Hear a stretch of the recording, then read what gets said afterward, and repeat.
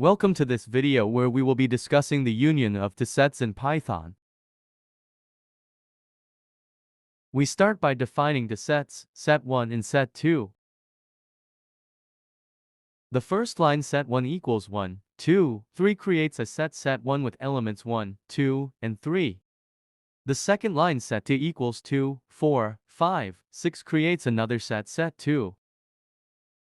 Next, we use the plus operator to calculate the sum of the two sets.